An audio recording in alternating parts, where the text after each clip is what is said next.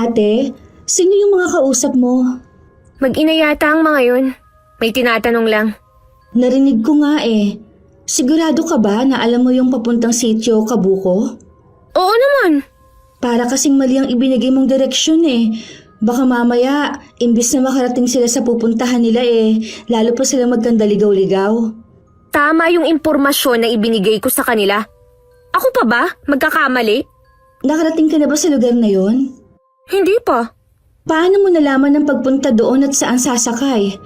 Basta, alam ko lang. Sana nagsabi ka na lang na hindi mo alam, kesa nagmarunong ka.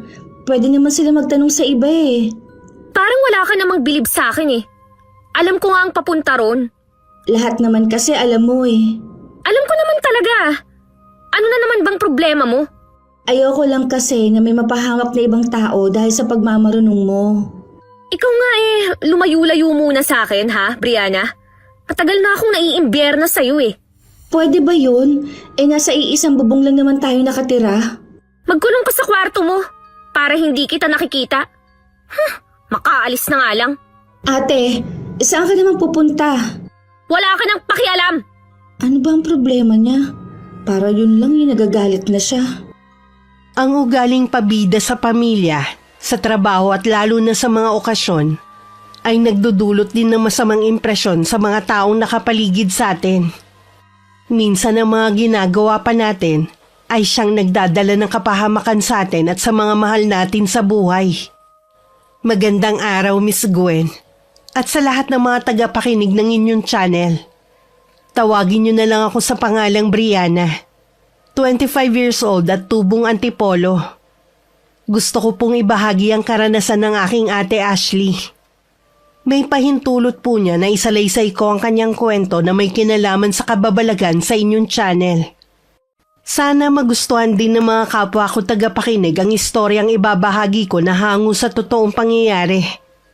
Matagal nang hiwalay ang mga magulang namin. Mas pinili namin ni Ate Ashley ang tatay namin dahil bukod sa alam namin na mamahalin at aalagaan niya kami, mas may kakayanan din siya na buhayin kami. Sa ngayon may sarili ng pamilya ang nanay namin, pero wala silang anak ng kinakasama niya. Paminsan-minsan nabibisita namin siya ng kapatid ko dahil malapit lang naman ang tinitirhan nila. Dumating na ba si Itay? Hindi pa. Tumawag siya kanina na gagabihin daw. Nagaya daw yung katrabaho niya sa bahay noon dahil birthday. Ay nako, mabuti naman. Akala ko, mauunahan ako ng pag-uwi ni Itay eh. Bakit ngayon ka lang kasi ate? Sabi mo sandali ka lang. Pauwi na nga sana ako. Kaya lang, nakasalubong ko yung dati kong kaeskwela. Ayun, niyaya muna akong magkape. Nagpaplano na pala silang magpakasal nung boyfriend niya. Talaga? Nakarating na ba yung kaibigan mong yun dito sa bahay? Naalala ko kasi mahilig ka magdala ng mga kaibigan at classmate mo dito sa bahay. Oo yata. Minsan nakarating na siya rito. Nabanggit nga niya na simple lang ang kasal na gusto nila dahil meron silang pinaglalaanan ng pera nila. Nagbigay ako ng suggestion para makatipid sila. Kaya napasarap ang kwentuhan namin. Ano naman ang alam mo sa paghahanda ng kasal? Lahat na lang talaga alam mo, no? Hoy, marami akong alam pagdating sa paghahanda sa kasal, no? Laking pasasalamat nga niya eh, dahil nagkita kami. Kundi, namumroblema pa rin siya sa paghahanda niya.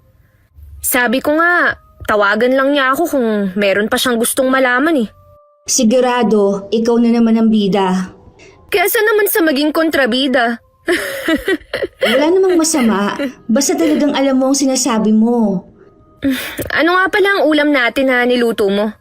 Inadobo ko na yung natirang karne ng baboy sa freezer. Ay, bigla akong nagutom. Maghain ka na. Gusto ko nang maghapunan.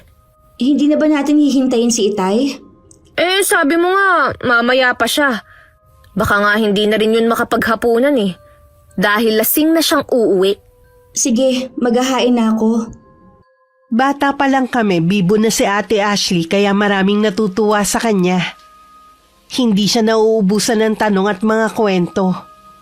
Kabaliktaran niya ako na tahimik.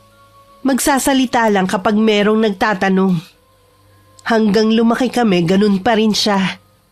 Yun nga lang maraming naiinis sa kanya. Kahit hindi siya tinatanong, sumasagot siya at lahat alam niya. Gusto rin niya lahat ng atensyon ng mga tao sa kanya lang. Bilang kapatid, inuunawa ko na lang siya kahit may mga oras na naiinis na rin ako. Tumigil na rin ako sa pag-iimbita ng mga kaibigan ko dahil siya lagi ang pumapapel. Pakiramdam ko na babaliwala ako. Tulog pa ba ang ate mo? Opo, Tay. Anong oras po kayo nakauwi kagabi? Pasado 12:00 na siguro yun. Parang gising pa ang ate mo eh. Bukas pa kasi ang ilaw niya nung dumating ako. Sigurado po yun. Sanay talaga si ate sa puyatan eh. Wala ba nababanggit ang ate mo kung kailan ulit siya magtatrabaho? Naghahanap naman po siya eh. Hindi pa nga lang siya tinatawagan. Kahit po ako, nag-a-apply na rin. Ay, hindi naman sa minamadali ko kayong magkaroon ng trabaho, anak. Kaya lang kasi, 1 taon na lang magre-retiro na ako sa trabaho. Gusto ko lang kasi na nasa maayos na kayong kalagayan. Naiintindihan naman po namin kayo ni ate. Huwag po kayo mag-alala. Bago pa kayo magretiro sa trabaho niyo stable na kami ni ate. Salamat, anak.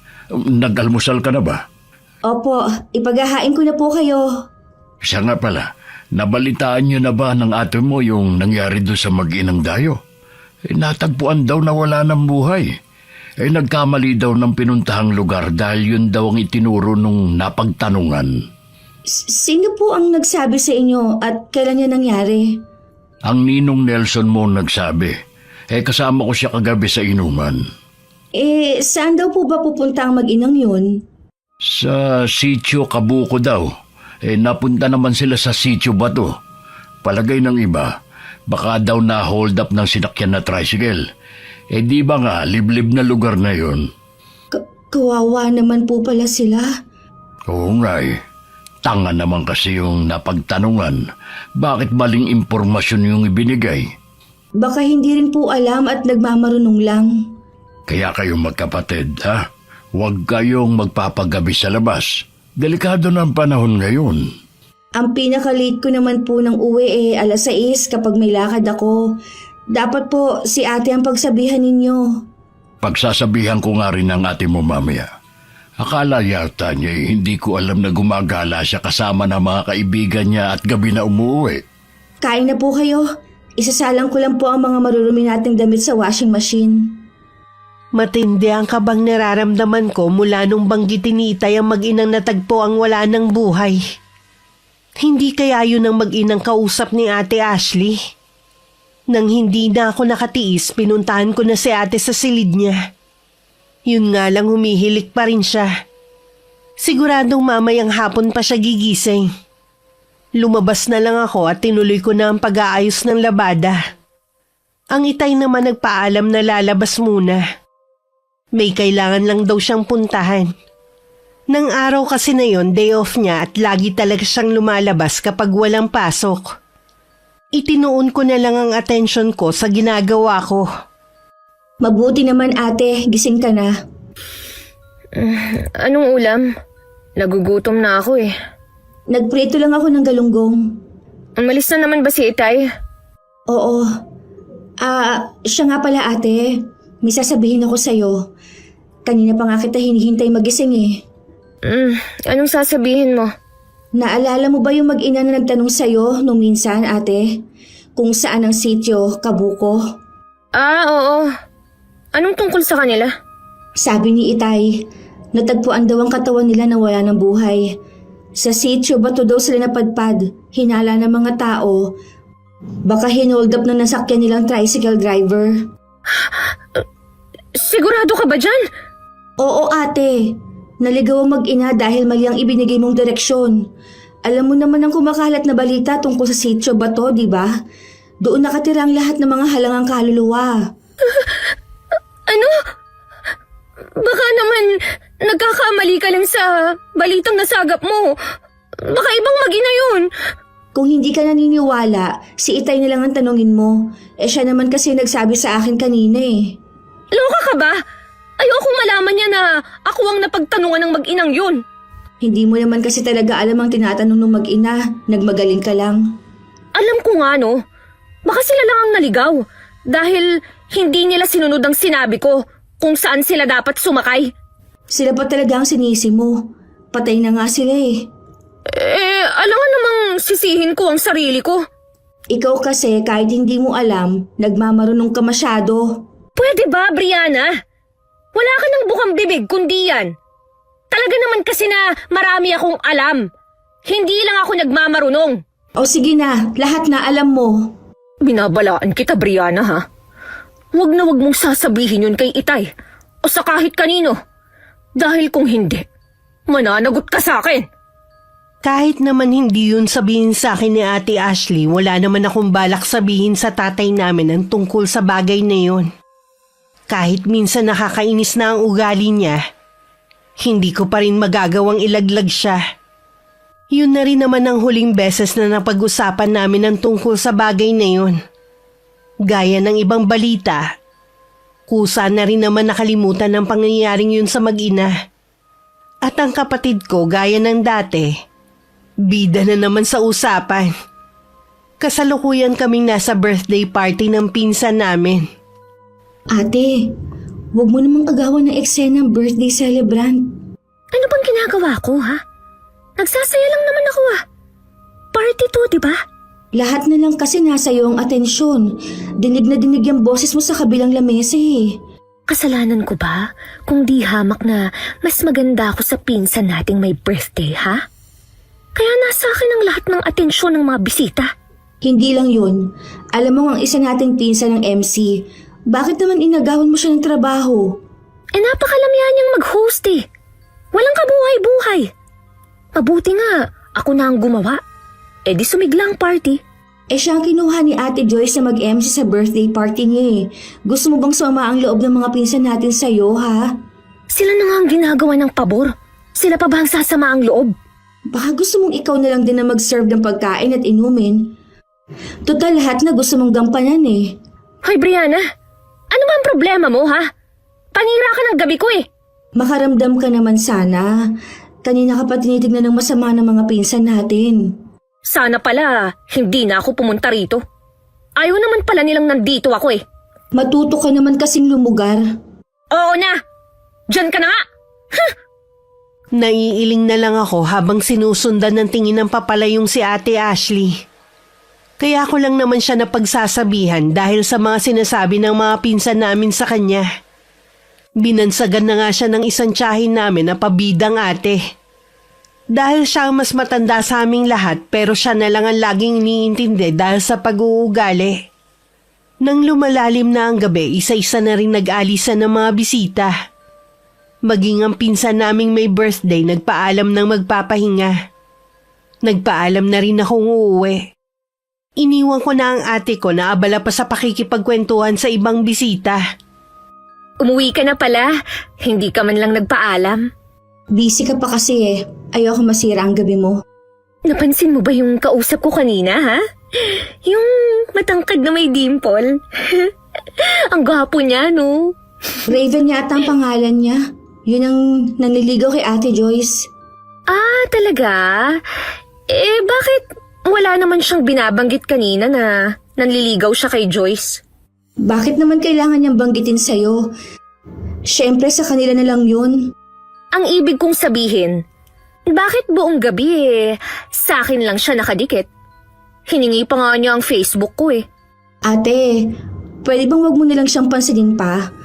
Baka mamaya niyan, magkaroon kayo ng hindi pagkakaunawaan ni Ate Joyce. Teka nga, bakit ba si Joyce ang inaalala mo? Ako ang kapatid mo. Ang sa akin lang naman, ayokong magulong samahan natin. Nasa mga pinsan naman natin yun eh. Marami na silang issue sa'yo. Kahit mga tiyahin natin, hindi na maganda ang tingin sa'yo eh. Huwag mo na sanang palalain pa. Basta, wala akong pakialam kung ano man ang opinyon nila sa akin. Ang tigas talaga ng ulo mo.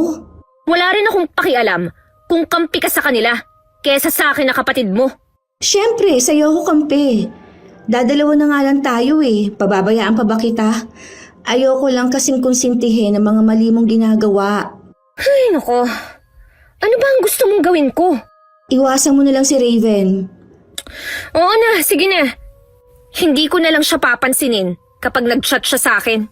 Ay, salamat naman at nakinig ka rin sa akin sa unang pagkakataon. Matulog na nga tayo. Inaantok na ako eh. Bukas na lang ulit tayo magkwentuhan. Nakahinga naman ako ng maluwag. Akala ko mahihirapan akong pakiusapan ng kapatid ko. Kahit kasi ang mga tiyahin namin kanina kung ano-ano ang pinupukol na masasamang salita kay ate. Ipinagtanggol ko naman siya. Kaya lang pati ako nakatingim ng hindi magagandang salita. Ipinagdasal ko na lang ang mga naganap kanina at mga kamag-anak namin na sana wag nang lumala. Kinabukasan tanghali na ako nagising. Wala na rin sa bahay si Itay. Inaasahan ko na matagal pagigising si Ate Ashley. Pero nagulat ako na ilang sandali lang bumangon na rin siya. Bakit ang aga mong gumising? May lakad ka ba? Mamaya pa naman, pagkatapos magtanghalian. Gumising lang ako para tulungan ka sa gawaing bahay bago ako umalis. Himala yata. Kailan ka pa nagka-interes sa mga gawaing bahay? Wala naman sigurong masama, di ba? Tsaka, ako na nga pala ang magluluto ng pagkain natin. Nga sige, ikaw ang bahala. Magwawalis lang ako sa labas ng bahay. Hindi pa man ako natatagalan sa labas ng bahay, tinatawag na ako ng kapatid ko. Tinatanong niya kung saan nakalagay ang mantika, asin at mga rikado. Pumunta ako sa may pinto ng kusina at saka sumilip. Hindi naman ganun kalaki ang kusina natin para hindi mo makita ang mga hinahanap mo. Buksan mo ang mga cabinet. Nandyan lahat mga kailangan mo. Salamat sis. Hindi naman kasi ako laging nandito sa kusina eh. Pwede mo naman kasing hanapin kaysa magtanong na magtanong. Oo na. Ano ba yan? Binubukbok na pala ang mga cabinet dito. Dapat pinapalitan na ito ng Itay. Sinabi ko na yan kay Itay. Medyo mahal daw kung papalitan ng buong cabinet pero gagawa na lang siya ng paraan. Sobrang tagal na kasi nito eh. Mga bata pa tayo nung ipinagawa ni Itay ito. Ibig lang sabihin matibay ang gawa niyan. Maiwan na nga kita. Itutuloy ko ng ginagawa ko sa labas. May ilang beses pa akong tinawag ni ate bago ko na ituloy ang ginagawa kong pagwawalis. Patapos na ako noon nang maramdaman kong parang merong nagmamasid sa akin. Pag-angat ko ng mukha ko, isang matandang babae ang nakatingin sa akin. Nang mapansin niyang nakatingin ako sa kanya, bigla na lang siyang tumalilis ng alis. Sino kaya ang matandang yun? Kanina pa kaya siya nakatingin sa akin?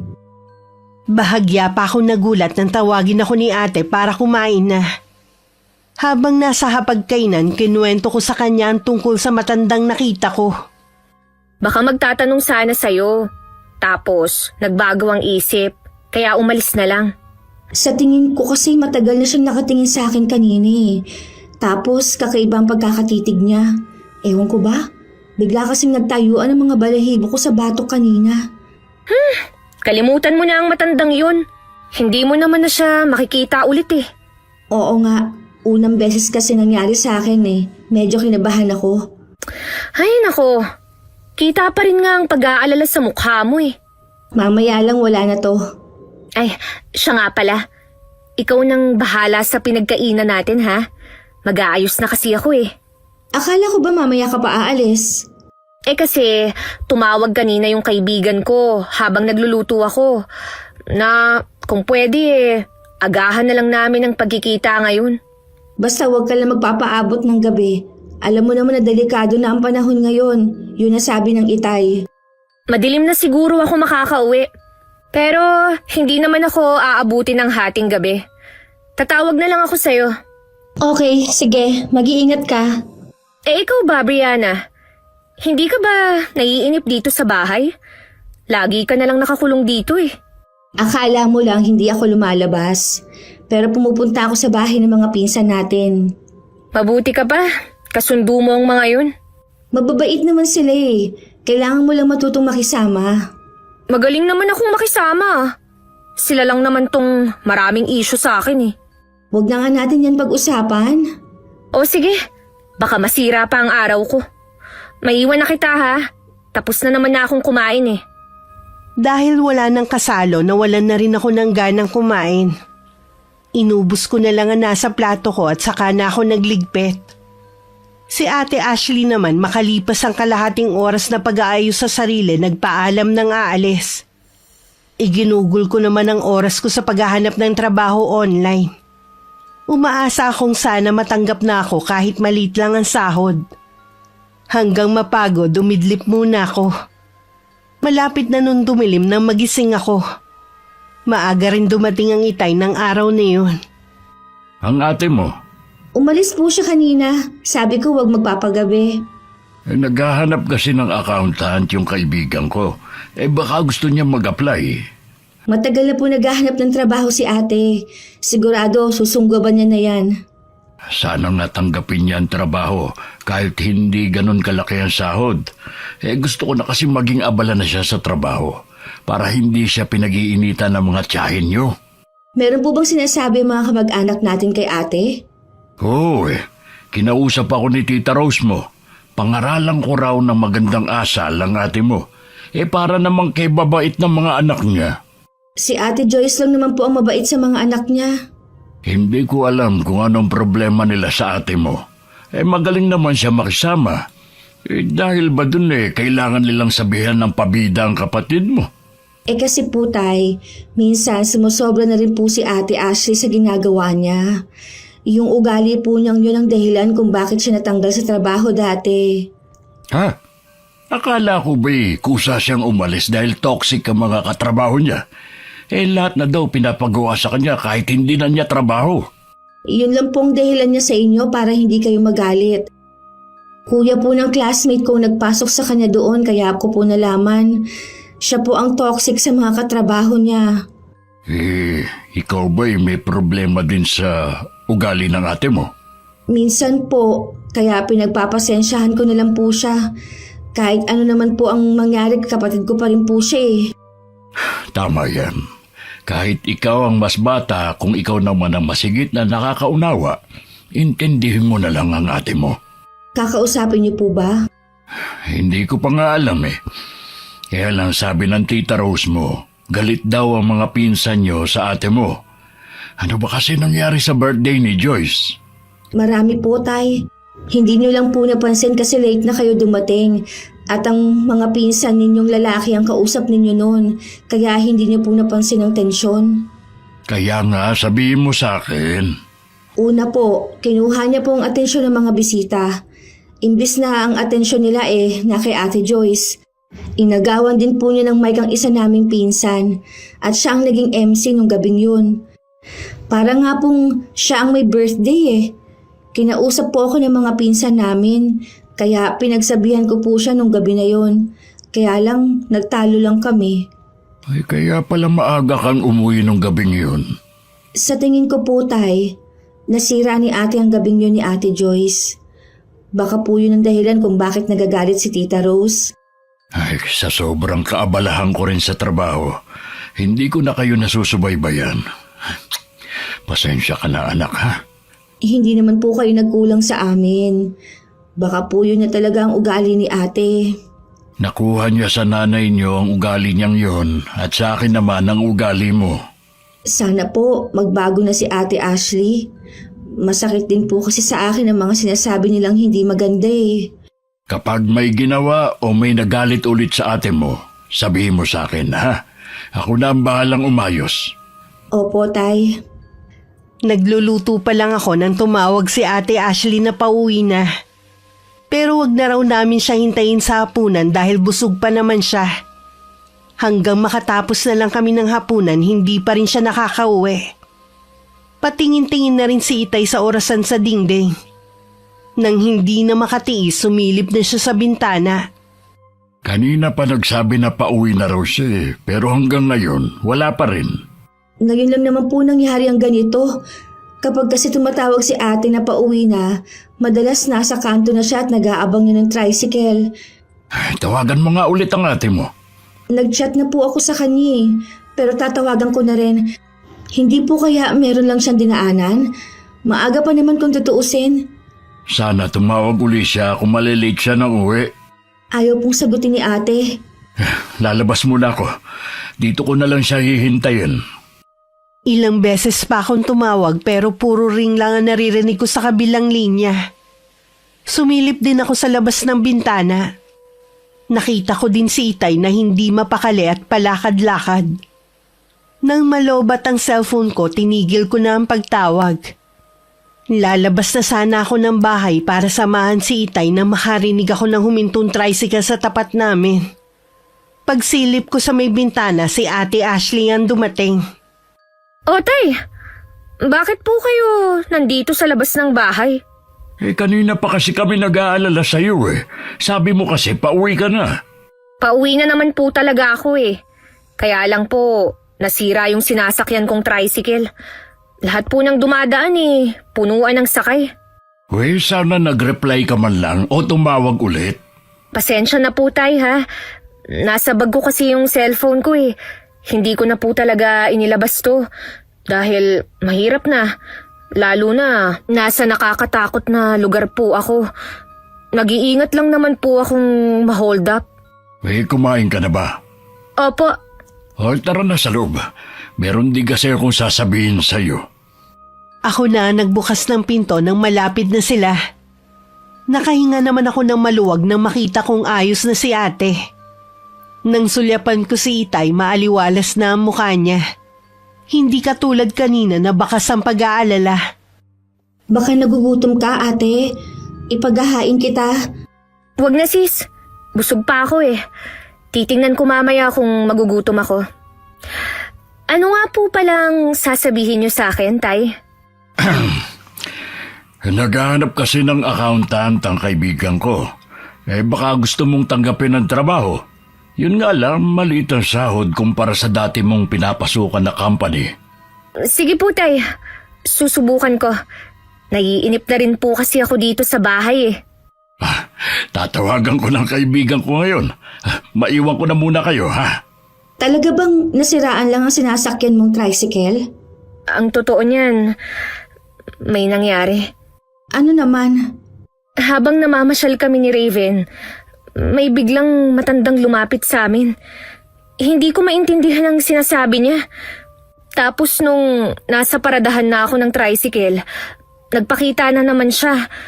Mabuti na lang, hindi pa umaalis si Raven. Nagpalipas muna kami ng oras hanggat hindi umaalis ang matandang yun. Sandali lang, ate. Magkasama kayo ni Raven? Akala ko ba, ate, nag-usap na tayo? Naiiwasan mo na lang siya alang-alang kay Ate Joyce. Ang kulit niya Tsaka wala namang masama kung makikipagkaibigan siya sa akin Ate naman, hindi na maganda ang tingin ng mga kamag-anak natin sa'yo. Wala akong pakialam sa kanila, no?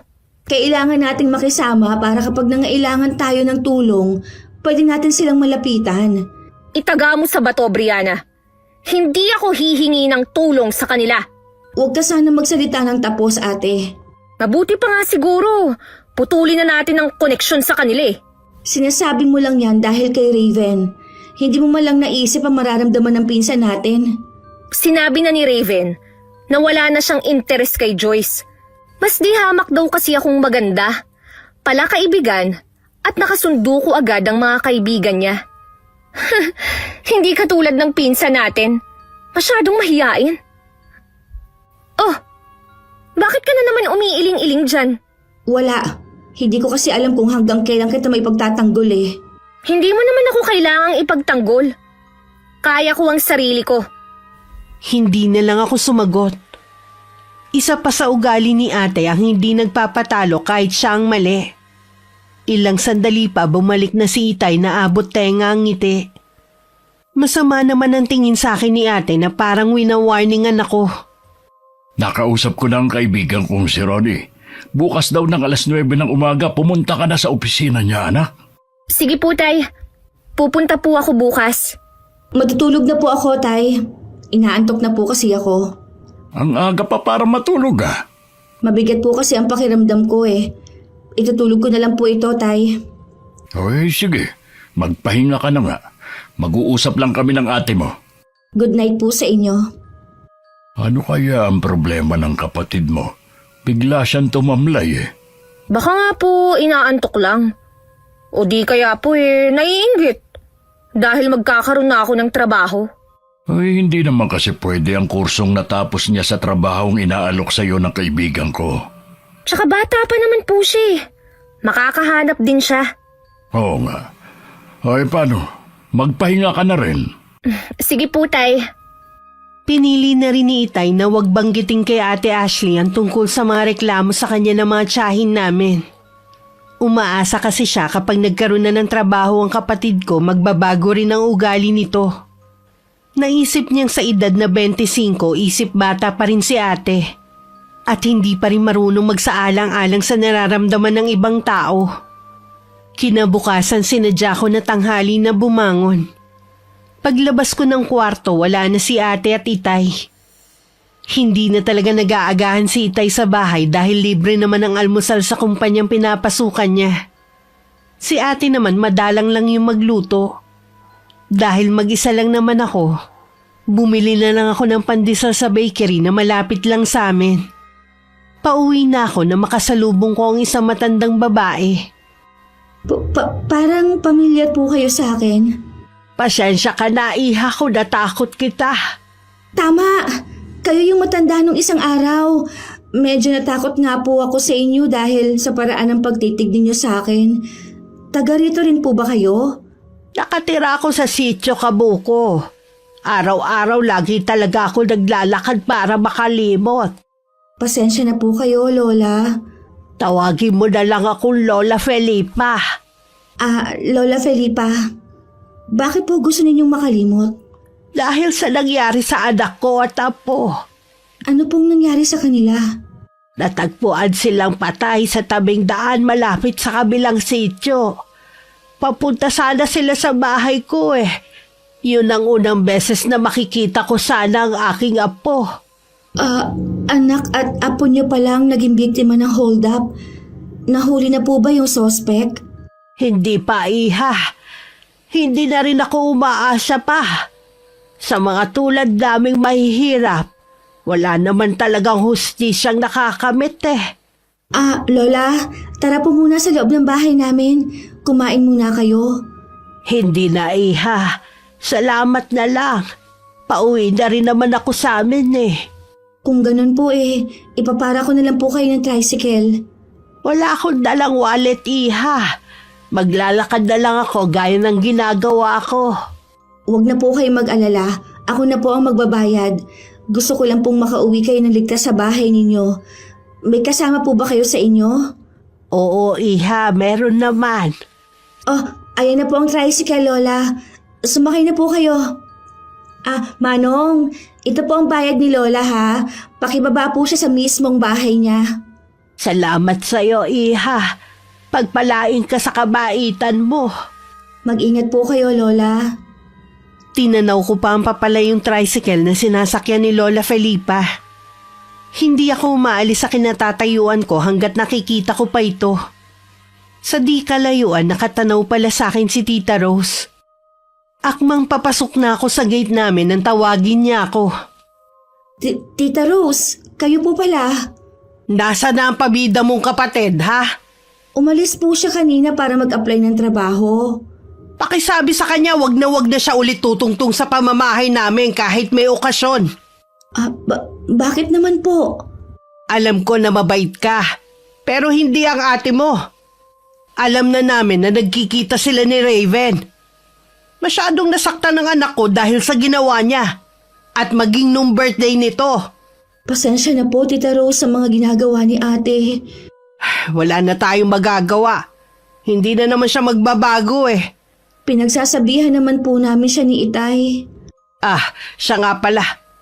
Huwag ka basta-basta makikipag-usap sa mga hindi mo kilala.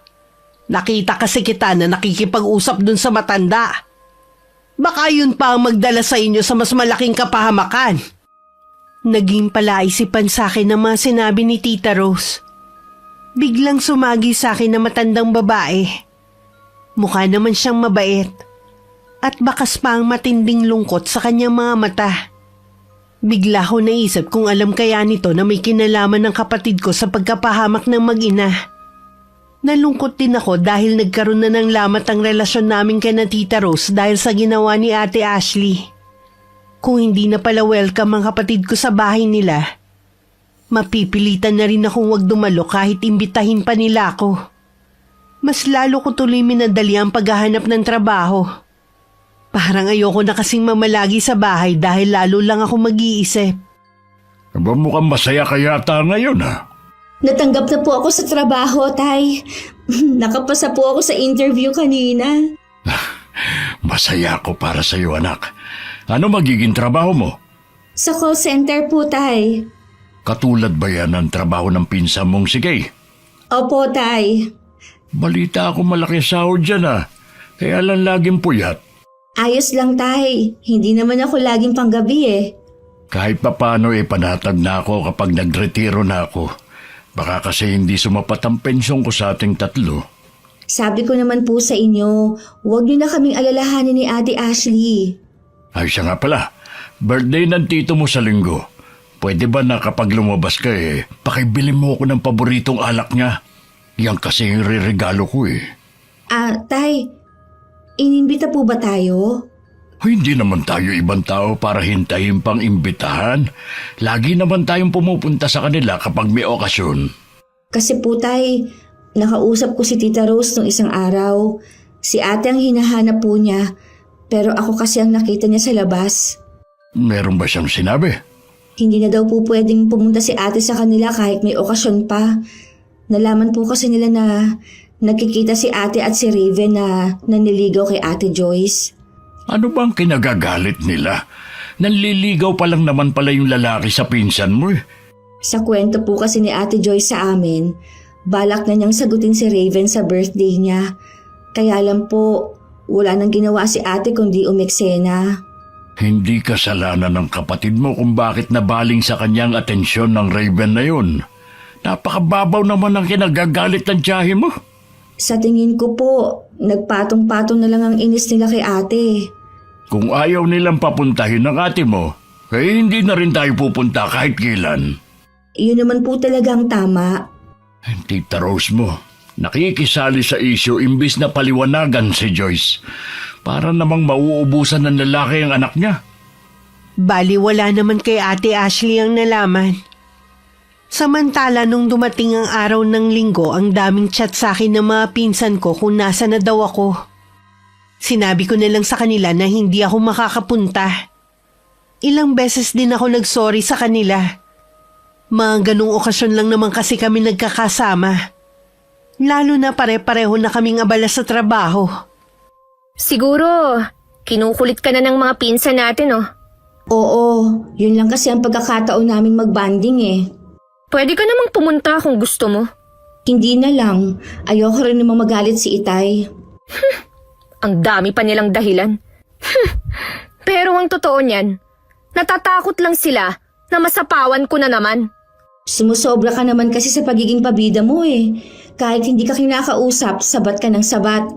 Kahit ng mga bata pa tayo, ganyan ka na. Noon, nakakatuwa ka.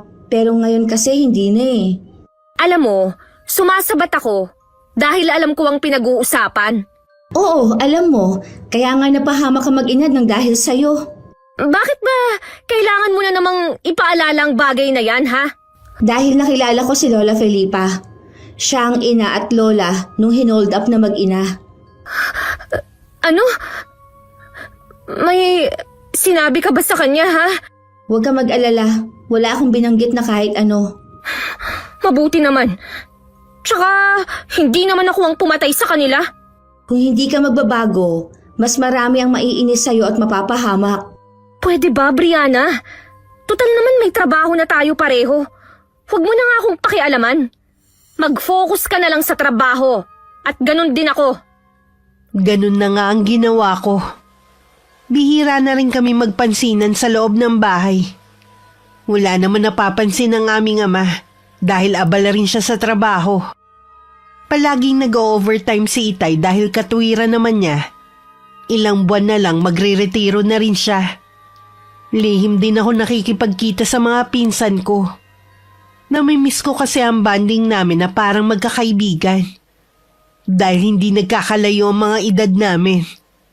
Hindi ko lang akalain na katagalan mabubuko ko ni ate.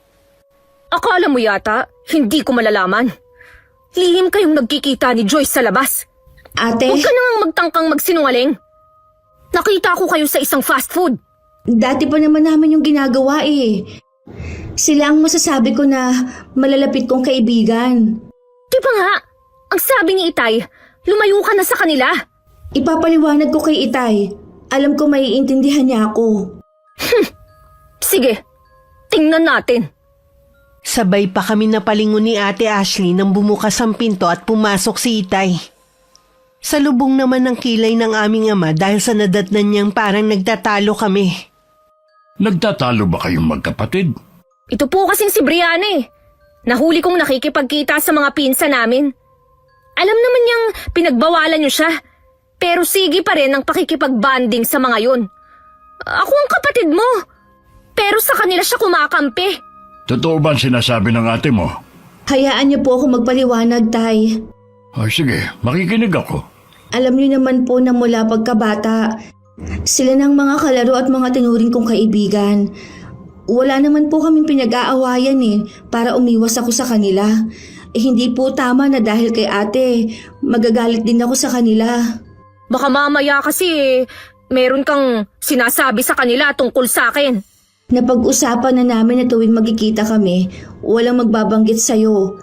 Tsaka, wala na namang problema kay Ate Joyce kung sa'yo na naniligaw si Raven eh. Basta. Sumunod ka na lang sa amin ni Itay. Kapatid lang kita. Wala kang karapatang pakialaman ng buhay ko. Ikaw itong may problema sa kanila. Labas na ako dun. Wala ka palang kwentang kapatid eh. Tama na!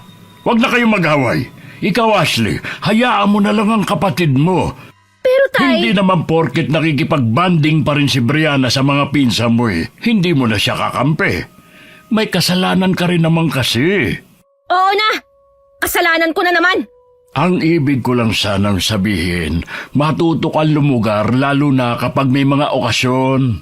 Galit sila sa akin dahil hindi kasing talino ko ang mga pinsan ko. Alam naman namin ang kapatid mo na matalino ka talaga. Wala kang dapat patunayan kahit kanino. Bahala ka na nga sa buhay mo, Brianna. Huwag ko lang talagang mababalitaan na meron silang sinasabi sa likod ko. Sinisiguro ko sa'yo ate na walang sinasabi laban sa'yo. Alam kong galit pa rin sa akin si ate. Hindi ako sanay na para bang laging may pader sa pagitan namin. Kaya ako na ang unang lumapit sa kanya pero umiiwas siya. Napansin na rin yun ni Itay dahil kahit sa kanya umiiwas si ate. Para din kaming hangin na dinadaan-daanan niya. Ilang buwan pa lang si ate sa trabaho niya pero pagdating ko sa bahay nadatnan kong nagtatalo sila ni Itay. Ano pong nangyayari dito? Huwag kang mangialam dito. Isa ka pa eh. Eh bakit ka ba nagagalit ha? Brianna, iwan mo muna kami ng ate mo. Meron lang kaming mahalagang pinag-uusapan. Sige po, Tay. Hindi man lang kita nakitaan ng pagsisisi sa ginawa mo. Wala naman po akong ginagawang masama eh. Anong wala? Nakakahiya kaya yung ginawa mo sa meeting nila. Hindi ka naman kasama doon. Gusto ko lang naman pong makatulong sa kaibigan nyo. Kaya lang nga hindi ka nakatulong. Palpak ang ginawa mo. Nagbakaw tuloy ang investor dahil sa'yo. Galit na galit ang kaibigan ko at baka masira ang pagkakaibigan namin nang dahil sa'yo. Sorry, Tay. Hindi ko naman alam na ganun ang mangyayari eh. Wala na tayong magagawa. Humingi ka na lang ng tawad sa ginawa mo. Hindi na po ako babalik dun. Wala na akong mukhang ihaharap sa kanila. Sige, ako na lang makikipag-usap sa kanya. Naiiling na lang ako matapos ko yun marinig. Hindi na rin naman ako nagulat dahil gawain na niya yun kahit noon pa. Hindi ko nga lang maintindihan kung bakit parang hindi nadadala si ate. May napahamak na nga, hihintayin pa ba niya na may mapahamak ulit dahil sa kanya? 1 linggo nang tambay si Ate Ashley sa bahay. Hindi ko alam kung may balak pa ba siyang mag-apply ng ibang trabaho. Habang nasa sala ko, nilapitan niya ako at kinausap. Hiring ba sa inyo, sis? Ha? Hindi ko alam eh. Bakit? Mag-a-apply sana ako eh. Sige. Magtatanong ako. Nakakaingit ka kasi dahil Ang laki ng sahod mo. Yun nga lang, laging puyat. Ayos lang yan. Basta kumikita. Siya nga pala. Pasensya ka na sa akin, ha? Ayos lang, te. Sanay naman na ako eh. Promise, aayusin ko na ang trabaho ko. Hindi na ako magmamagaling kahit na magaling naman talaga ako. Ate, kung gusto mo talaga magtagal sa trabaho, hindi lang dapat sa trabaho magaling, kundi kung paano mo ilulugar ang sarili mo para wala kang maapakang tao. Oo na. Gusto ko na rin namang maregular sa trabaho eh. Gusto ko kasing makaipon. Kaya mo naman yan. Oo nga pala. Saan mo nabili yung cellphone mo? Sa mall. Ako, dapat nagsabi ka sa akin. May alam ako na maganda tsaka mura lang na bilihan ng cellphone. Sigurado na napamahal ka pa dyan. Okay na rin na sa mall ako bumili. Baka kasi maloko pa ako at peke ang mabili ko kung basta na lang akong bibili sa labas. Alam ko naman kung sino ang mga legit na seller, no? Sayang din kasi yung matitipid mo sana eh. Ganito na lang. Kapag may kakilala ka na gustong bumili ng cellphone gaya ng sayo, sabihan mo ko, ha? Oo, te. Maiba nga pala ako. Nakikita mo pa ba yung matandang sinasabi mo? Oo, naglalakad siya minsan. Madalas ko siyang makita kapag papasok na ako sa trabaho. Hindi kaya may sira yun sa utak? Bakit siya lakad ng lakad? Mukha namang matino si Lola Felipa dahil nakausap ko siya. Kahit ano naman ang gawin niya, hindi na maibabalik ang mag-inang yun. Alam naman niya yon. Hindi nga lang ganun kadaling tanggapin dahil pagkatapos ng ilang taon, noon lang sila makikita ng kanyang anak at unang beses din niyang makikita ang apo. Ang malas naman niya pala. Malas talaga dahil ikaw ang napagtanungan. Ito naman eh, huwag mo na nga akong sisihin. Ang sabihin mo, hanggang dun na lang talaga ang buhay nila. Hanggang ngayon, naaawa pa rin ako sa kanila. Lalo na dun sa matanda. Sige, hindi na kita aabalahin sa pamamahinga mo. Nang pumasok ako sa trabaho, nalaman kong hiring ang kumpanya namin.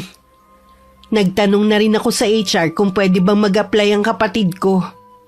Pwede naman daw pero hindi kami pwedeng magka-team. Kailangan hiwalay ng department. Habang pauwi ako, bigla ako natakam sa pianono. Kaya naman sa may bakery na ako bumaba para bumili. Doon lang kasi nakakabili nun at bihira sa ibang bakery. Malapit na ako sa bahay nang makita ko nagtatalo ang kapatid ko at si Tita Rose. May mga kamag-anak naman na umawat sa kanila. Ano ba ang nangyari, te? Hindi ako ang nag-umpisa. Si Tita Rose ang bigla na lang lumapit sa akin. Noon pa, galit na siya sa akin eh. Sana hindi ka nalang sumagot. Tsahin pa rin natin siya. Respeto na lang sana. Napuno na ako sa kanya eh. Nananahimik na nga ako eh. Narinig ko na nagbanta siya sa'yo. Baka mamaya sa sobrang galit niya ano na ang magawa niya sa'yo? Hindi naman ako natatakot sa kanya, no? Subukan niya lang talaga. Ano ba kasi ang pinagmula ng away niyo? Kung ano-ano kasi ang pangiinsultong sinabi niya eh. Hindi ko alam kung paano niya nalaman ang tungkol sa dati kong trabaho. Sana kahit anong galit mo, hindi mo pinatulan si Tita Rose.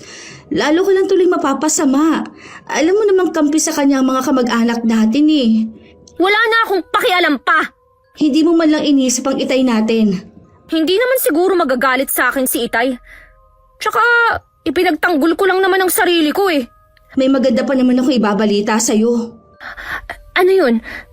Hiring ba sa inyo? At pwede akong mag-apply? Oo, magkaiba nga lang tayo ng department. Ayos lang yan. Basta makapasok ako sa company nyo. Gumanda naman ang mood ni Ate Ashley. Nasira lang ulit nung dumating si Itay. Sa anyo nito mukhang nakapagsumbong na si Tita Rose sa kanya. Tahimik lang kami ni ate na nakaupo sa mahabang upuan. Naghihintay sa sermon ni Itay. Hindi ko kayo pinag-aral para maging basto sa mga kamag-anak natin. Si Tita Rose naman po kasi ang nagsimula eh. Nagpapahangin lang ako sa labas. lumapit siya sa akin para lang insultuhin ako. Sapat na dahilan ba yon para sigawan mo siya at sagutin siya sa harap ng maraming tao? Nagdilim na po kasi ang paningin ko kanina eh. Kapag alam ko naman na nasa katwiran ka, lagi naman kitang ipinagtatanggol. Dahil sa ginawa mong to, para mo na rin sinabi na totoong inaakusan nila sa'yo. Sorry po, Tay. Huwag ka sa akin mag-sorry.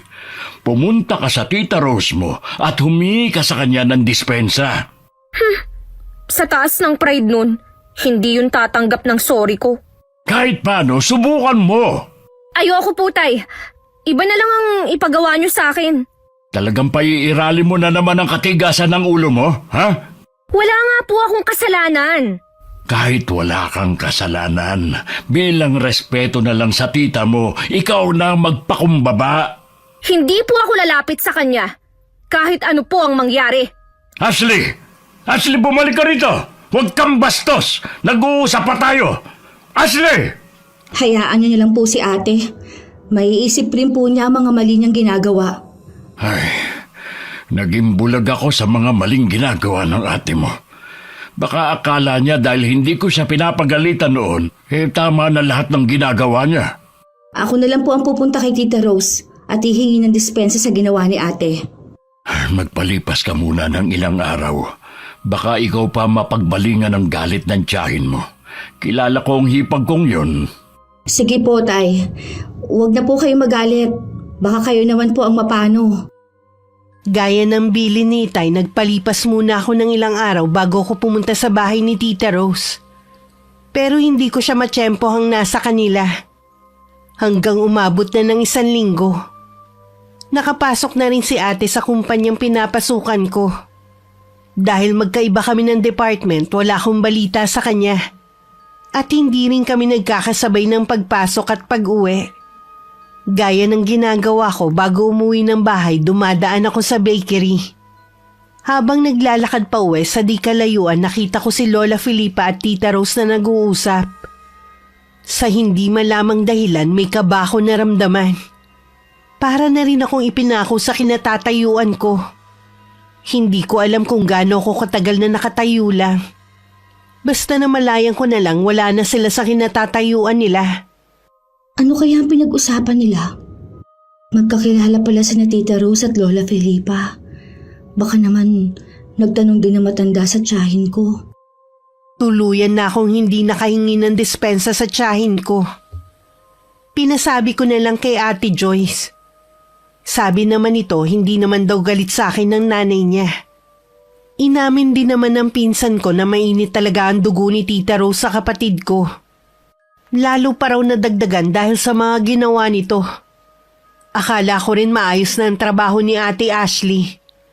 Pero ganun na lang ang gulat ko nang may makarating sa aking balita. Puro negatibo ang sinasabi sa kanya ng mga katrabaho namin. Parang gusto ko na talagang sumuko sa kapatid ko. Ano na naman ba ang ginawa ko, ha?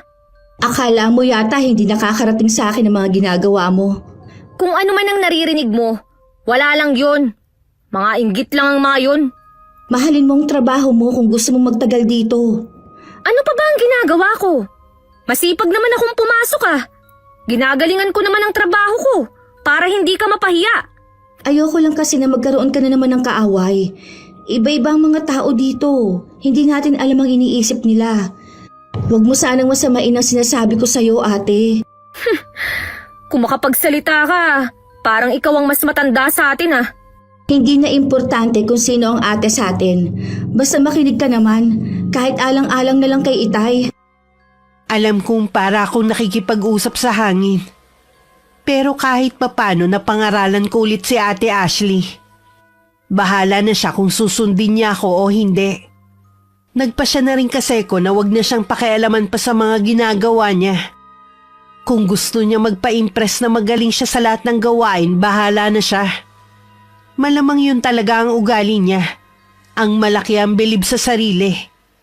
Sana lang sa pagtagal matutunan din ni ate ang mahalagang aral sa pag-uugali at pakikipagkapwa-tao. Lola Felipa! Ay, ginulat niyo naman po ako sa bigla ninyong pagsulpot. Kamusta na po kayo? Ayos lang ako, Iha. Balita ko maganda na ang trabaho mo. Natutuwa ako para sa'yo. Salamat po, Lola. Tuloy po muna kayo sa bahay. Hindi na, Iha. Dito na lang tayo mag-usap. Baka ito na rin ang huling beses na makikita mo ko. Bakit naman po? Magpapakalayo-layo na po ba kayo? Napapagod na kasi ko Gusto ko na lang pumirmi sa bahay ko. Ganun po ba? Nalulungkot naman po ako dahil hindi na tayo magkikita. Lagi kang mag-iingat ha. Kayo din po, Lola Felipa. Mag-iingat din po kayo. Kahit pangalawang beses ko palang nakakausap si Lola Felipa, nakakaramdam na ako ng lungkot. Dahil hindi ko na siya makikita na naglalakad dito sa lugar namin. Bala ko rin sana siyang pasakayin sa tricycle. Pero napansin kong may kasama siyang dalagita. Bago naglakad palayo, lumingon pa sa akin ng matandang babae at saka kumaway. Kilala mo pala ang matandang yun? Kayo po pala, Tay.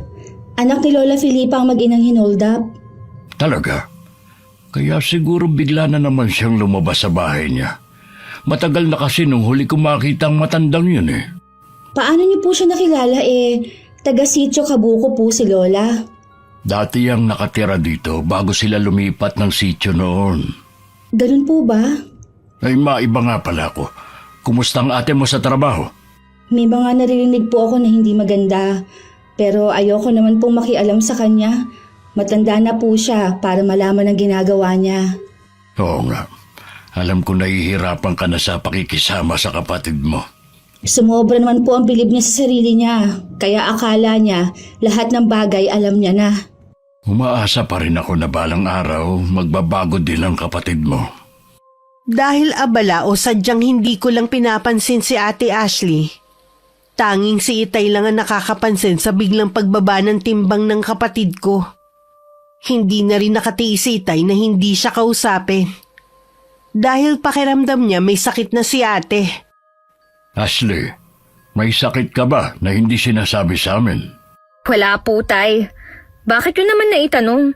Ang laki kasi ng ipinayat mo Para kang hindi kumakain. Ano ba kayo, Tay?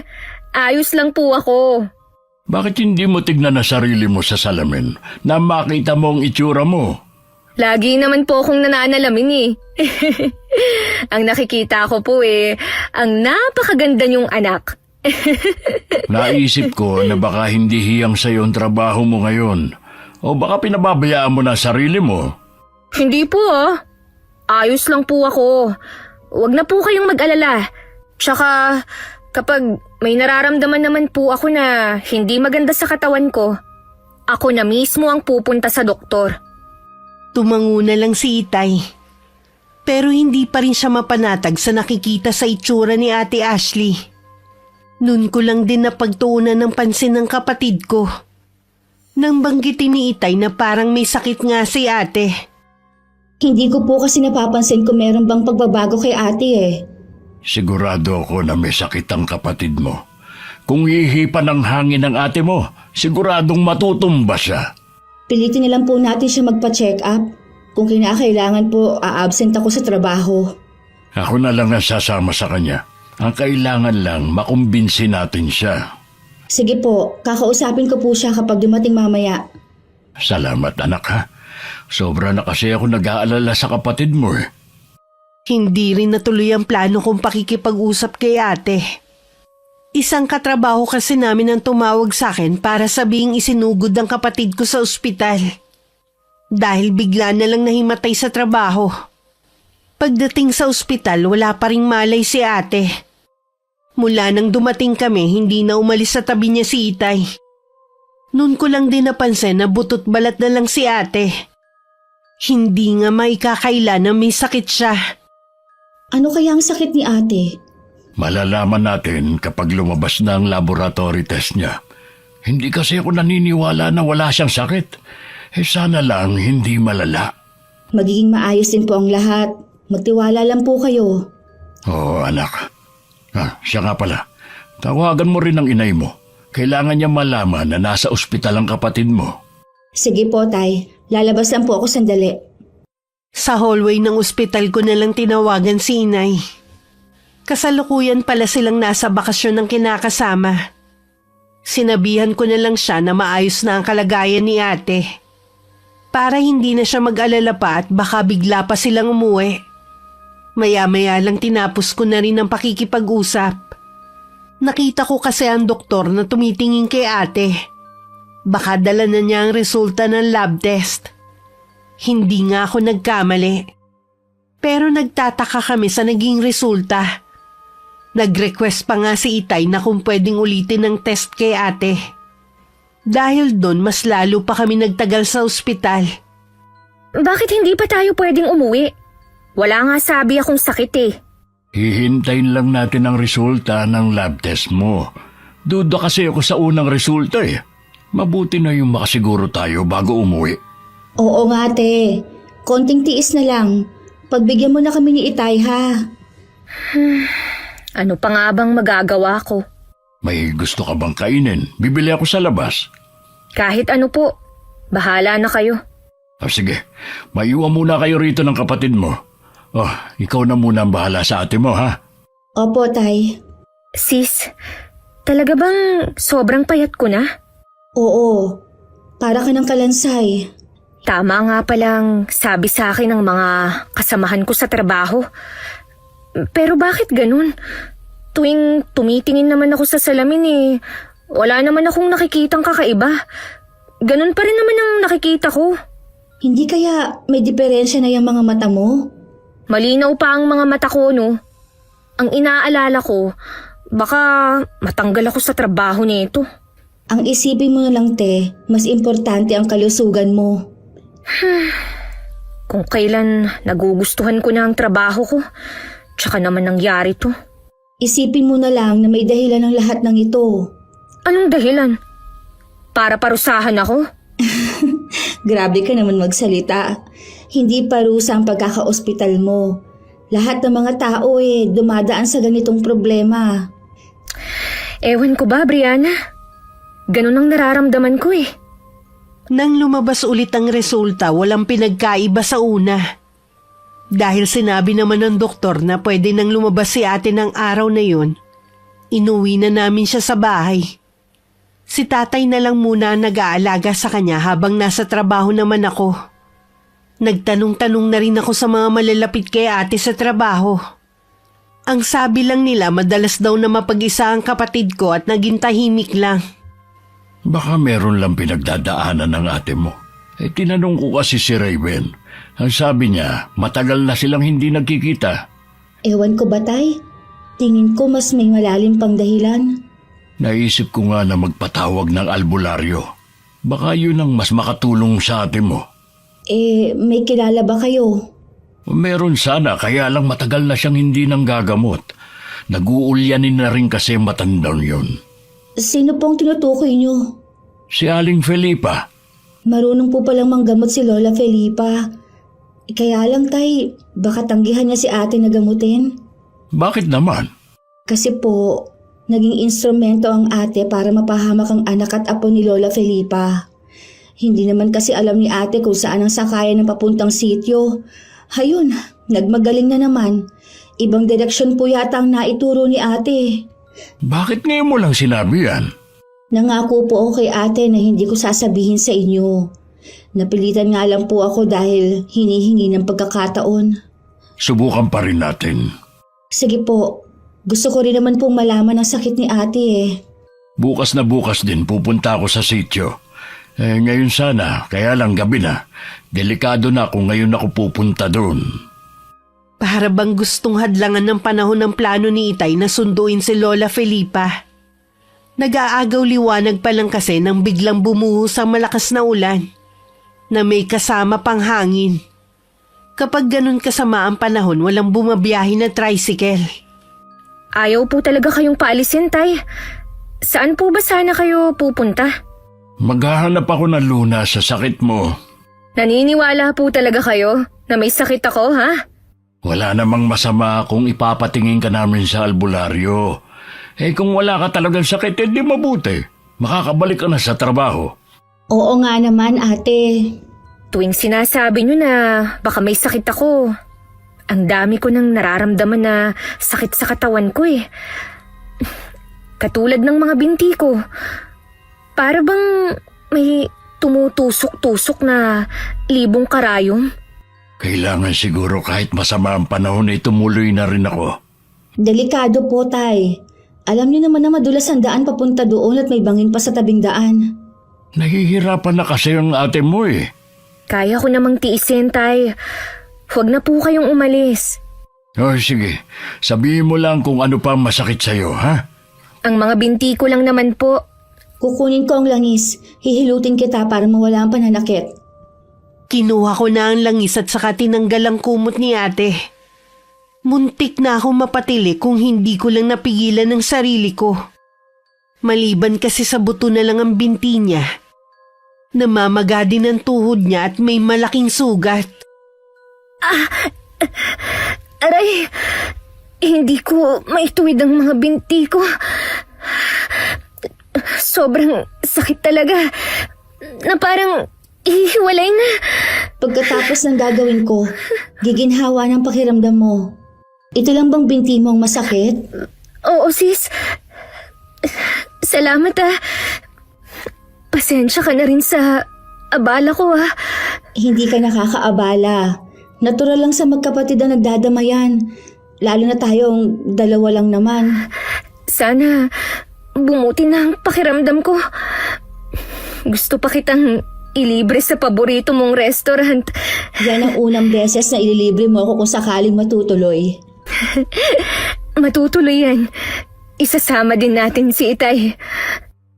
Naiiyak na lang ako habang nakikinig sa kapatid ko. Ilang sandali pa nakatulog na siya. Pero bakas pa rin sa mukha ang sakit na iniinda niya. Nung gabi hindi kami nakatulog ni Itay dahil sa pagbabantay kay ate.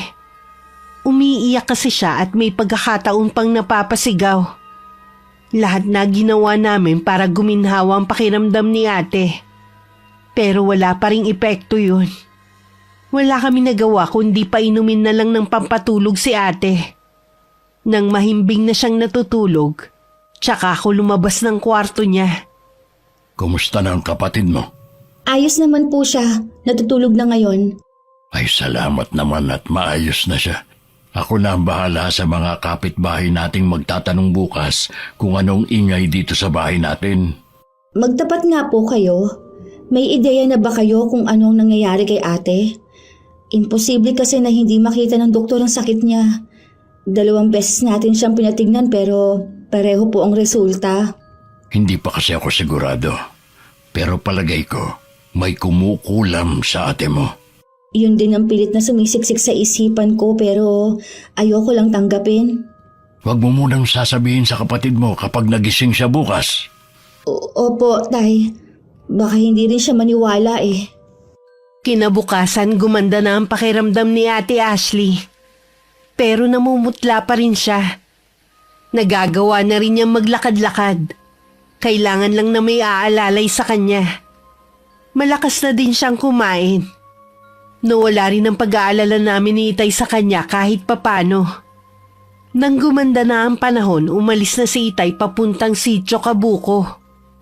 Habang papunta nga sa lugar, maraming sumasagi sa isip ni Itay katulad na lang ng mga sinasabi ng mga taga samin. Pero pagdating doon, pinabulaanan nun lahat ng mga nakakatakot na sinasabi sa lugar. Mababait naman ang mga residente. At itinuro agad ang bahay ni Lola Felipa. Sino ka nga, iho? Tawagin niyo na lang po akong Daniel. Kahit anong piga ko sa utak ko hindi kita maalala. Ano bang kailangan mo sa akin? Gusto ko po sanang ipatingin sa inyo ang anak kong may sakit. Bakit sa akin? Hindi naman ako doktor. Alam ko po, pero magaling po kayong albularya noong araw. Magbabaka sakali po ako na baka pwede po kayong manggamot. Ayoko mangako ha, dahil matanda na ako Malaking tulong po sa akin kung sasama kayo at kung papayag ang mga anak at apo nyo. Tumango naman ang mga kasama niya sa bahay na yon. Mukha din silang mababait. Ang isa sa kanila, siya pa ang nag-ayos ng mga gamit ng matandang babae. Isang dalagita naman ang sumama sa kanila bilang alalay ni Lola Felipa. Nakahinga na ng maluwag si Itay habang pabalik na sa bahay namin. Nang mga sandaling yun, pumasok na ulit sa kwarto si Ate Ashley. Dumadaing kasi siya na giniginaw. Dahil nga siguro halos butot balat na lang siya kaya ang bilis niyang ginawin. Bakit wala pa si Itay? Huwag kang mainip. Darating rin yun. Naiinip na ako. Gusto ko na bumalik sa dati. Kaya lang, kapag ganito ang itsura ko, tatanggapin pa kaya ako sa trabaho? Bakit hindi? Ang kailangan mo lang naman magpagaling. May nakakaalam ba sa mga kamag-anak natin ng kalagayan ko? Wala. Ayaw kasi ni Itay na ipaalam. Hindi naman daw kasi makakatulong sa atin. Ang bait talaga ni Itay. Gusto lang niya akong protektahan laban sa mga mapanghusga nating kamag-anak. Huwag mo muna silang isipin. May nabasa ako. Kapag daw may sakit o may nararamdaman sa katawan, kailangan lang daw na positibo mag-isip at iwasan din ang magalit. Hindi ko lang kasi maiwasan eh. Alam ko na hindi rin maganda ang naging tingin mo sa akin. Inayunan mo rin sila na ganun akong klase ng tao. Tapos naman na yun eh. Huwag na nating pag-usapan pa. May narinig akong tumigil na tricycle. Sigurado si Itay na yon. Lumabas ako at sinalubong ko si Itay at Lola Felipa na hindi na nagulat nang makita ko. Habang nasa biyahe, nabanggit na ni Itay ang tungkol sa akin. Pagdating sa loob ng bahay, pinaupo ko muna ang mga bisita at inalok ng maiinom. Maligamgam na tubig lang ang hiningi ng matandang babae. Salamat po Lola na pumayag kayo na gamutin ng kapatid ko. Kahit ang dami ko na nakakalimutan, ayoko pa rin tanggihan ang mga humihingi ng tulong sa akin. Sana po mapagaling ninyo si Ate Ashley. Gusto na po niyang makabalik sa dati niyang buhay. Gagawin ko ang lahat. Nabanggitan ng Itay mo na nagkakahinala na siya kung anong karamdaman ng kapatid mo. Tayo na, puntahan na natin siya. Iginiya ko na si Lola Felipa sa kwarto kung saan naroon ang kapatid ko. Nakasunod naman sa amin ang dalagitan niyang apo. Si tatay naman kasalukuyang nasa kusina ng mga sandaling yun. Napasukan naming nakapikit si ate at bakas na naman ang sakit sa mukha niya. Nang tawagin ko ang pangalan niya tsaka siya nagmulat ng mga mata. Biglang nanlaki ang mga mata niya nang makita si Lola Felipa. Anong ginagawa ng matandang yan dito? Paalisin mo siya! Ate, siya si Lola Felipa. Tutulungan ka niya gumaling. Paalisin mo siya, Brianna! Walang magagawa ang matandang yan! Siya ang kunikwento ko sa'yo na matanda na naggugulo sa akin habang kasama ko si Raven! Natatandaan ko na nga. Pasensya ka na iha sa inasal ko noon ha. Gusto ko lang naman kasing alisin ang itim na mahika na bumabalot sa'yo noon na pwedeng magpahamak sa'yo. Sinungaling! Lumayas ka rito! Huminahon ka naman ate. Huwag ka sumigaw dyan. Kung gusto mo akong huminahon, palabasin mo siya rito! Nasaan na ba si Itay? Bakit niya hinayaan na makapasok ang matandang yan dito sa kwarto ko? Lalabas muna kami ng apo ko. Bumalik na kayo sa pinanggalingan niyo! Ate, ayaw mo bang gumaling ka, ha? Doktor ang kailangan ko at hindi ang matandang yon. Siya ba ang sinundo ng Itay? Oo, siya nga. Hindi ako makapaniwala na magagawa ni Itay na ipagkatiwala ako sa isang matandang baliw. Ate naman, nasa labas lang sila. Baka mamaya marinig ka. Wala akong pakialam! Lagi ka namang ganyan. Sarili mo lang ang iniisip mo eh. Samantalang ikaw naman ang may kasalanan kung bakit ka nagkakaganyan. Hindi ko naman ginusto na magkasakit ako ah! Hindi nga, pero dahil sa ugali mo. Kaya merong kumulam sa'yo. May nagbigay sa'yo ng sakit. Kaya sana naman makipagtulungan ka na para gumaling ka na. Sabi ko na nga ba? Yun din ang naiisip ko. Kung ganun, tatawagin ko na si Lola Felipa. Ayoko nga sa kanya! Namimili ka pa talaga. Tanging siya lang ang makakatulong sa'yo. Kung ayaw mo, di wag. Bahala ka na nga sa buhay mo. Hindi mo man lang iniisip ang kapakanan namin. Gusto mo bumalik sa normal ang buhay mo. Ganon din kami. Gusto ko na rin makapagtrabaho. Walang magagawa ang pag-iyak mo. Kailangan mo rin tulungan ang sarili mo. Sa inis ko, iniwan ko si ate na umiiyak. Siya na nga ang gusto naming tulungan, siya pa ang nag-iinarte. Nasa sala pa rin si Lola Felipa kausap ni Itay. Naupo ako sa tapat nila. Nagpaalam naman si Itay na kakausapin ng kapatid ko. Ashley, Itay! Paalisin niyo na ang matandang yun! kalimutan mo muna ang ginawa mong kasalanan sa kanya. Ang importante, gumaling ka. Alam niyo na po. Oo, kahit si Aling Felipa, isinantabi muna yun dahil gusto niyang tulungan ka. Paano po kung hindi niya ako mapagaling? Magaling si Aling Felipa, magdiwala ka sa kanya. Nalaman na nga niya kung sino ang nasa likod ng nangyayari sa iyo. Talaga po? Sinong kumulam sa akin? Ang tita Rose mo. Ganun ba kalaki ang galit niya sa akin? Ang hiling lang ni Aling Felipa, magtiwala ka sa kanya na mapapagaling ka. Opo, Tay. Papapasukin ko na siya. Ilang sandali lang pumasok na rin si Lola Felipa. Umiwas ng tingin si ate. Dahil hindi niya matagalan na matiim na titig ng matanda sa kanya. Umupo siya sa tabi ni ate at sakay nilabas ang maliit na botelya na pinaglalagyan ng espesyal na langis. Inilabas din ito ang pulang panyo na merong nakabalot sa loob. Alisin mo lahat ng pag-aalinlangan sa puso mo. Ibigay mo lahat ng pagtitiwala mo. Opo.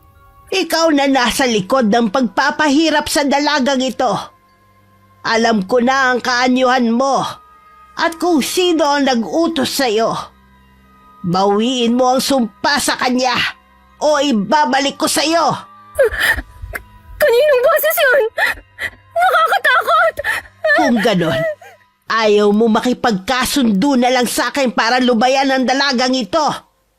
Wala na akong magagawa kung yan ang gusto mo. Inumpisahan ng bigkasin ni Lola Felipa sa wikang Latin ng orasyon na madalas niyang ginagamit para ibalik sa kalaban ang sumpang iginawad kay ate. Sa ginagawa nito, parang hinihigop ang buong lakas ni Ate Ashley. Nawalan siya ng malay dahil hindi na niya kinaya. Patuloy naman ang manggagamot sa kanyang ginagawa. Hindi ko siya isusuko sa'yo! Kahit buhay ko pa ang maging kapalit! Naiyak naman ako dahil sa kabila ng nagawang kasalanan sa kanya ni ate. Ginagawa pa rin niya lahat para lang gumaling ang kapatid ko. Lumipas ang ilang oras, naririnig pa rin namin ang orasyon ni Lola Felipa. Mukhang hindi rin sumusuko ang kumukulam kay ate. Bakit hindi pa niya pabayaan ng ate? Sa tindi ng galit niya, gusto pa niyang pahirapan ang kapatid mo. Ang sama naman niya. Bakit ganun si Tita Rose? Hindi naman siya mismo ang gumawa. Nagbayad lang siya para pahirapan ang kapatid mo. Sa pagkakataong ito, siya ang sumisira ng samahan ng pamilya natin at hindi si ate. Naalala ko tuloy ang pagbabanta niya kay ate. Ito pala ang plano niya.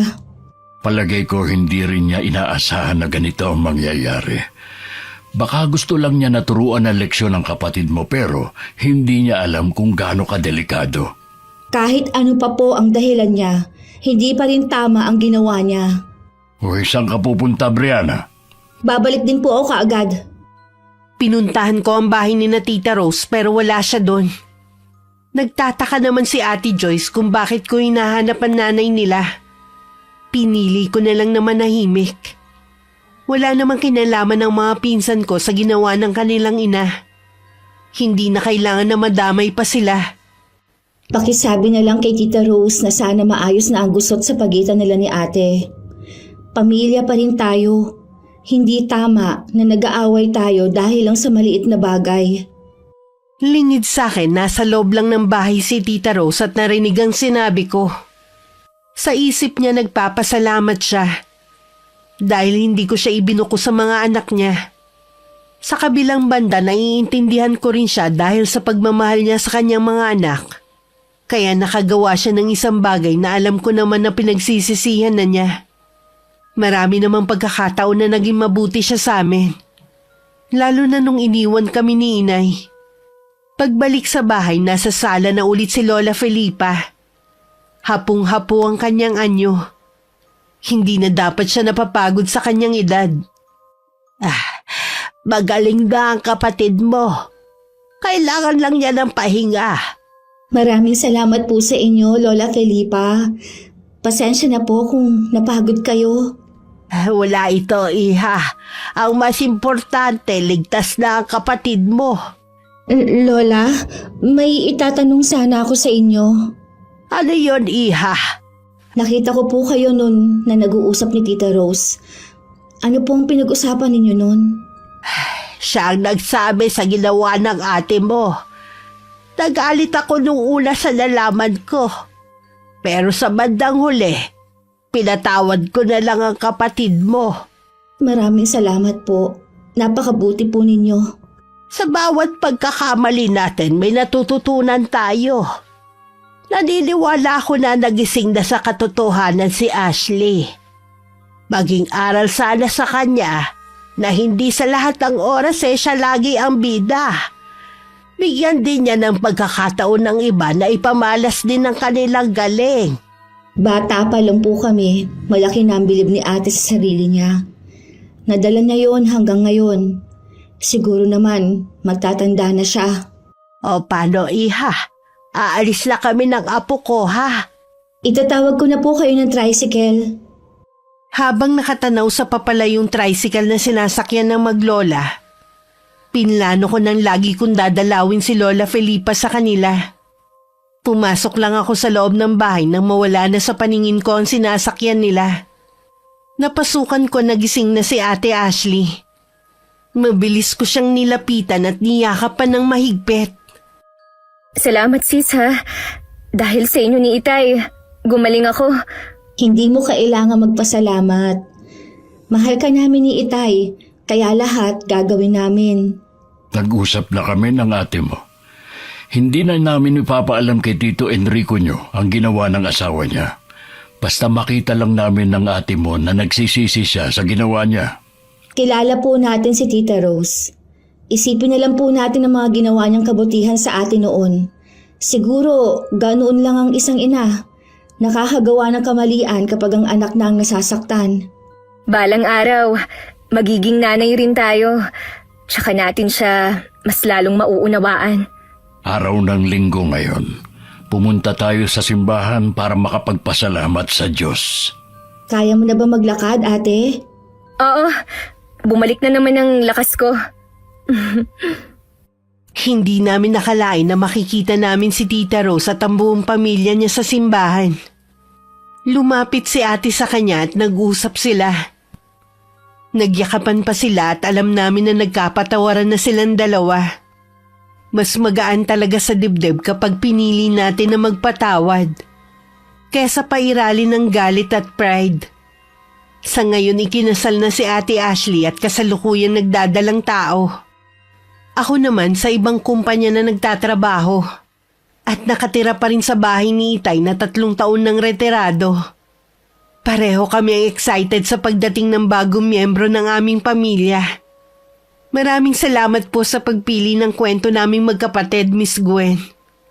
Sana kapulutan ng aral ng mga tagapakinig ninyo ang istoryang ibinahagi sa araw na ito. Wakas,